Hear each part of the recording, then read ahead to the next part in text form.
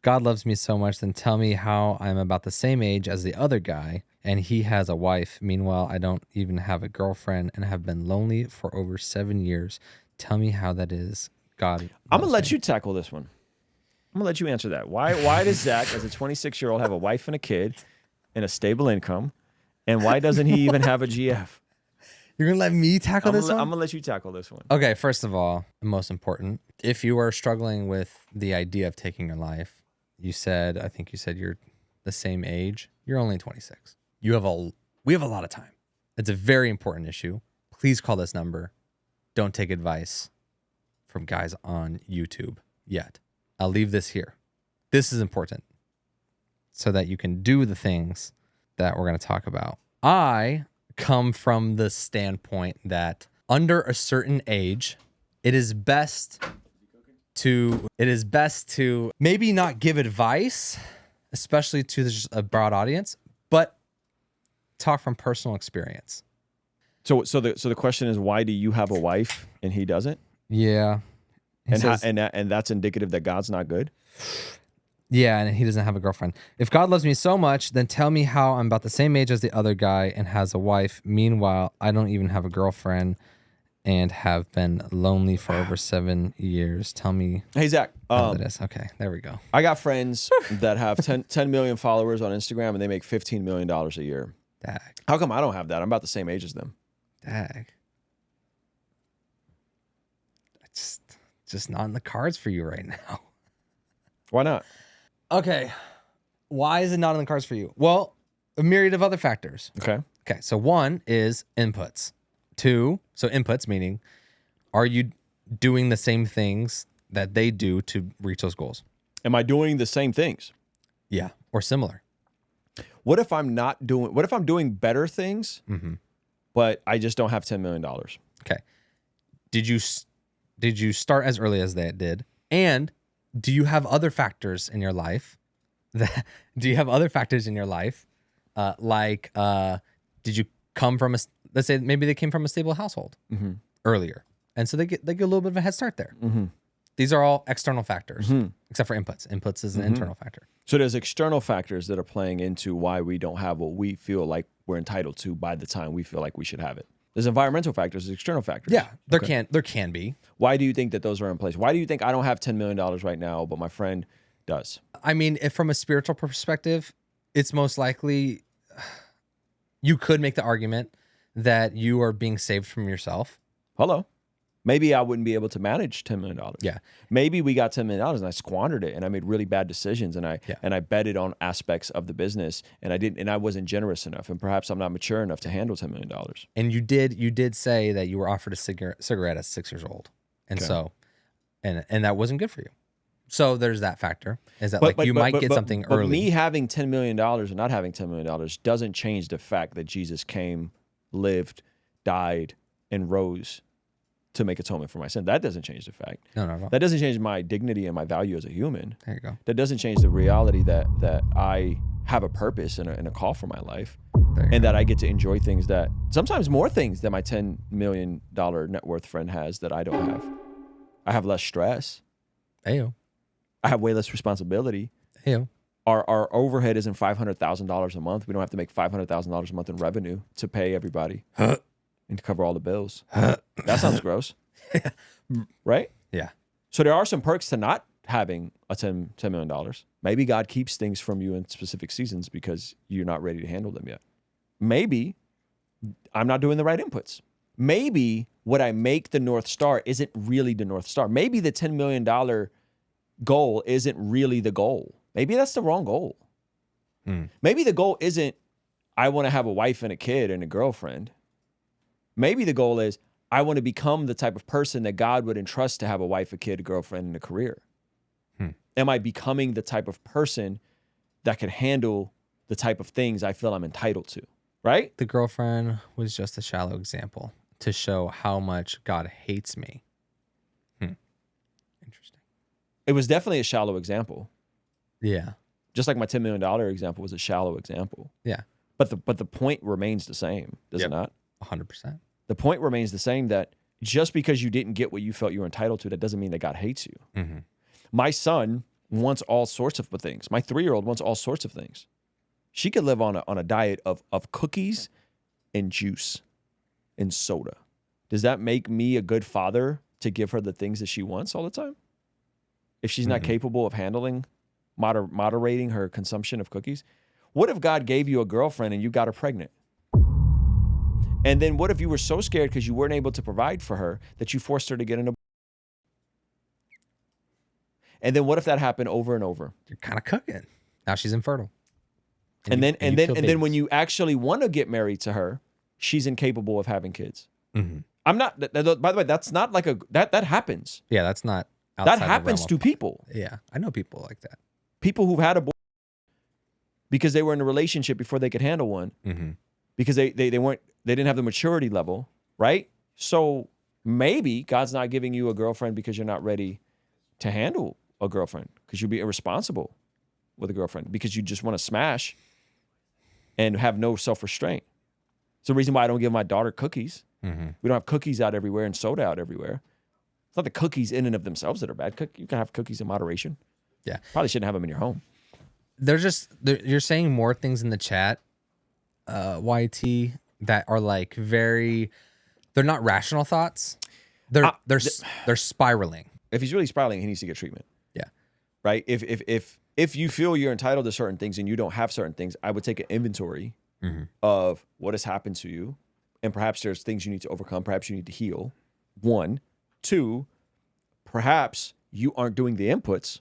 You're not, are you like, if you're like, I want a girlfriend, why don't I have a girlfriend? Why don't I have a good job? It's like, well, are you doing the things that someone would have a good job and have a girlfriend? Are you doing the things that Zach Sparazzo has done for the past decade and a half? Are you doing those things? Zach's been grinding away at being a filmmaker and then building video and content for businesses and then working in YouTube and being obsessed with YouTube for a decade. Have you done those things? If you haven't done those things, then why do you feel entitled to a girlfriend? Have you done the things to make yourself an eligible male? Have you done the things to, I don't know, take care of your body, take good hygiene, lift weights, right? Like, have you done those things? Have you gone outside? Have you exposed yourself to people? Are you in any sort of community? Did you make any sort of time of your college and high school years? Are you friendly? Are you nice? Are you pleasant to be around? Are you this in person? Because why would anybody want to be around this in person? If people get around you and all you're saying is I'm spiraling and things are going bad and oh my gosh, God hates me. You think that's going to attract the female? You think that's going to attract a good career? Yeah. You think the people in your life that can give you opportunities will want to give opportunities to someone that behaves this way, right? And so if you feel this way, you have to do some self-inventory. Now, perhaps you've been sinned against. That's also real. Perhaps you've been sinned against. Perhaps bad things have happened to you. Bad things have happened to me. I just told you I had a cigarette at 6 years old. That's the childhood I grew up in. My mother let me go around some grown men that allowed a 6-year-old, not allowed, but gave a 6-year-old a cigarette and let me light it up and take a couple puffs. Yeah. And then all kinds of other crazy stuff. Even worse stuff happened to me. So you have to want to heal. If you don't want to heal, then that's on you, bro. If you don't want to heal and you don't want to do the work, then what are you doing? What are we talking about? Yeah. Don't make other people responsible for your emotions. If you're feeling that way, change it. Do it. Go outside, go on a walk, go read your Bible, get some friends, go to a church. If you're feeling bummed you don't have a career, go do the things that a person that would have a career do. They would learn literally any skill. You can open up a digital skill. You can have a physical skill. You could do all of those things. That would solve that practical problem. If you're feeling like ending it all, you can go to church, you can get counseling, and you can go get a therapist. You can call the hotline. There's practical steps you can do. If you want a girlfriend, you go back to those first 2 things first. Yeah. But it's like you say the 7 steps to Christian flourishing. Right? Step 0 is know God and make him known. If you're wondering why God would allow certain things in your life or your life to turn out at 26, which is not a turnout, by the way, then you don't know God yet. Like you just don't. Like have you spent time in the Word? And the answer to that is no. Like have you actually spent time knowing God and making him known? But we're not going to just leave it at that because people say go read the Bible and that's discouraging. Number 2, or technically number 1, serve. Mm-hmm. Go to local church. Have you ever made something not about yourself? Have you ever made something not about yourself? Or is it always like, I'm a failure? Mm-hmm. Because 2 things are going to happen. You're going to make it not about yourself, and you're going to realize there's a lot of other people that are hurting a lot more than you. Mm-hmm. And then you're also going to see there's people doing really, really good. Mm-hmm. And you go talk to them and you're like, oh, they're actually doing things. Mm-hmm. Like they're actually, it's not, there's people doing things. Mm-hmm. Serve.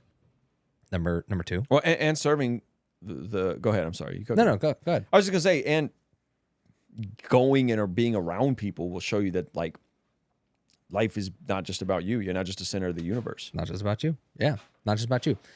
Yeah. And then you're serving people and you get the satisfaction of that. That's a beautiful thing. Mm-hmm. Serving someone and then telling them even, hey, welcome to church. Mm-hmm. The easiest job you can do on the serve team.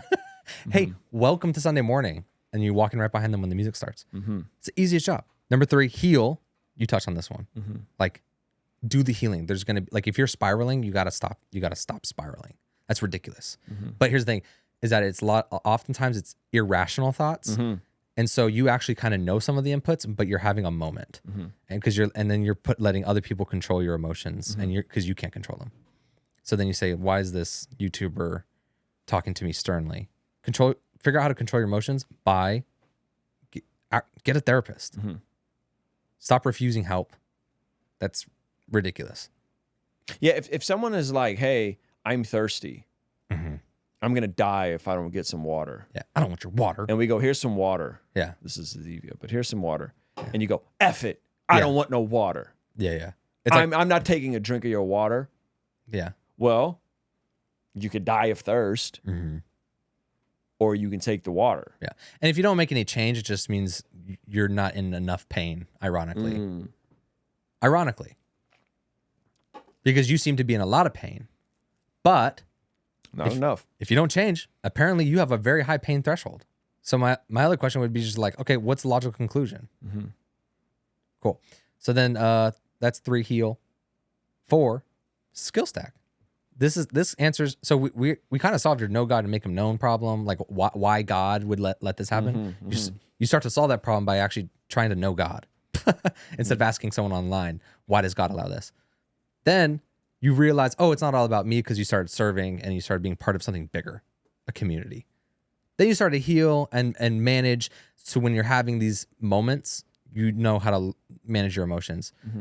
And then those things allow you to be a little bit more of a reasonable person to talk to when you're ready to build a career and learn some skills. Because then you talk to some people, which also come out of serve. You're already at church. You're talking to people and maybe like, I'm an electrician. Mm-hmm. Oh, dude, can I come for free and shadow you? Yeah.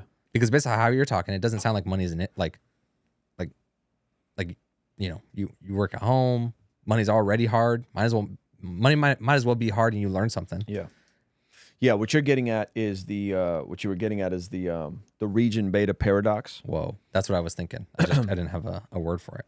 So the region beta paradox is really interesting, and it basically goes it's a behavioral science framework that describes a situation where people can sometimes recover more quickly from distressing experiences than from less distressing ones. The term comes from the statistical term beta, which refers to the degree of risk associated with an investment. Psychologist Daniel Gilbert coined the phrase.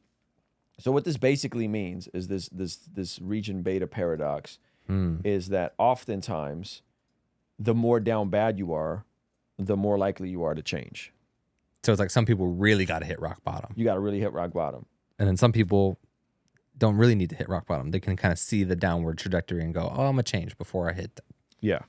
Wow, and so if you are if you get surgery, that is a traumatic thing that happens to your body. Yep. But because you understand that something traumatic happened to your body, you are then more likely to go and recover and go to physical therapy to get surgery because of surgery has happened. Something traumatic has happened. So it's the same way, like someone cuts you open, they fix something inside of you. Now it's going to be, you got to relearn to walk or relearn certain movements. In the same way, like if you understand that something traumatic has happened to you, it has to be bad enough for you to want to change. Mm-hmm. And that requires treatment. That might require therapy. In the same way I needed physical therapy after I had knee surgery. You need some sort of therapy for your brain if something is traumatic has happened. If someone has sinned against you in a way that has caused irreparable trauma to your brain chemistry, to how your things are firing, to the feedback loops you have, to the triggers you have, you need to go to therapy for that. You need someone to, help you walk through that stuff. So Father's Day sale happening right now. I need all you guys, if you haven't, man, get something for your dad, get something for your stepdad, get something for that father figure in your life. Available now, prayer journal on sale for $19.99, all that great stuff. If you don't have the Blessed God prayer journal, if you don't have some of the merch, go scoop it up. Biggest sale of the year. All right, later. Love you guys. Peace.